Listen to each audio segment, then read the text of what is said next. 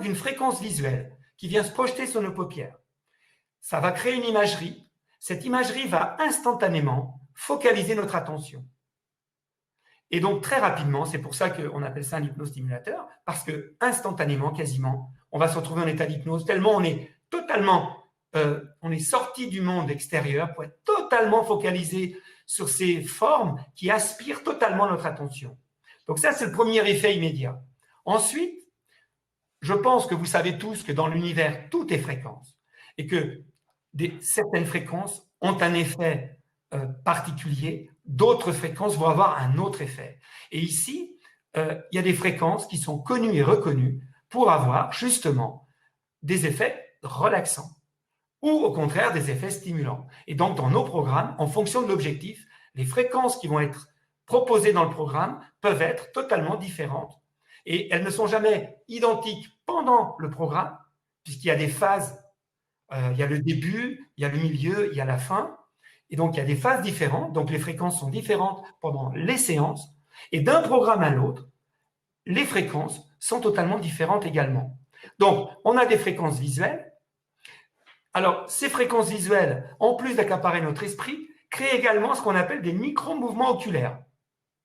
Donc, en plus, comme on envoie des fréquences différentes dans l'œil droit et l'œil gauche, eh bien, il va se produire quelque chose de très intéressant dans notre esprit, c'est que nos deux hémisphères cérébraux vont, pour analyser ce signal, vont communiquer intensément. Et c'est ce qu'on appelle la synchronisation des deux hémisphères.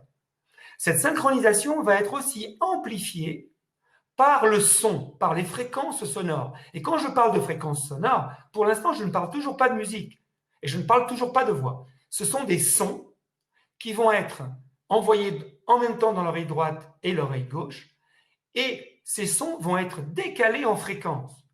C'est-à-dire que, par exemple, dans l'oreille droite, on va avoir, par exemple, imaginons 410 Hz, et dans l'oreille gauche, par exemple, 400 Hz. La différence entre les deux faisant 10 Hz. Donc, on a quelque chose qui est presque pareil et en même temps différent. Pareil, ces fréquences-là ont à la fois une influence bénéfique pour la relaxation ou la stimulation, et elles participent également à la synchronisation des hémisphères comme la lumière. Donc, vous voyez, c'est encore une synergie. Et d'ailleurs, Monroe, le laboratoire Monroe, qui est un laboratoire américain, qui a beaucoup contribué à développer ces fameuses fréquences audio, le nom de ces fréquences, on appelle ça les fréquences binaurales ou les sons binauraux, et Monroe appelle ça l'hémisync, hémisync de synchronisation des hémisphères. Voilà. Alors, en plus de donc, ces fréquences visuelles, en plus de ces fréquences audio, nous allons avoir de la musique, de relaxation en général, pas n'importe quelle musique. Pour ceux qui connaissent, je ne peux pas développer ce soir, mais c'est de la musique 432 Hz. Et en plus de cette musique, nous allons avoir, sur certains programmes, des voix. Et donc, ces voix peuvent être, il peut y avoir une seule voix qui vous parle au milieu.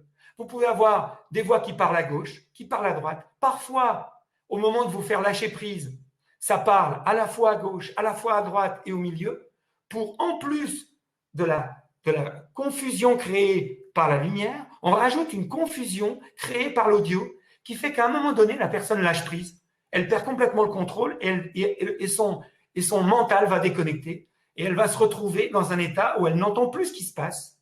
Elle est complètement relaxée, complètement détendue. Et à ce moment-là, on va ressentir une détente à la suite de ce lâcher-prise qui est bien supérieure à ce qu'on ressent lors d'une séance d'hypnose ou lors d'une séance de sophro. Là, vous voyez, on va plus loin que ce qu'apporte chacune des techniques indépendamment. C'est ça qui est génial dans la synergie qui est dans le Kasina. C'est que là, on ne va pas, par exemple, comme ça, sur commande, pouvoir mettre le mental au repos. Eh bien, désolé, je ne connais pas d'autres techniques qui puissent le faire systématiquement sur commande. En sophrologie, ça peut arriver, en hypnose, ça peut arriver, mais là, c'est systématique et c'est ça qu'on recherche. Et quand on arrive à combiner à la fois le lâcher-prise du mental, la synchronisation des hémisphères et en même temps des micro-mouvements oculaires, ben ça ne vous rappelle rien.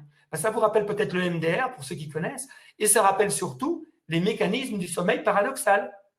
Et qu'est-ce que c'est que le sommeil paradoxal? Eh bien, le sommeil paradoxal, c'est le moment où un être humain se purifie, se nettoie, se régénère le plus. C'est le moment de la vie d'un être humain le plus thérapeutique qui soit, le plus régénérateur, le plus extraordinaire que nous vivons dans notre vie pour notre bien-être.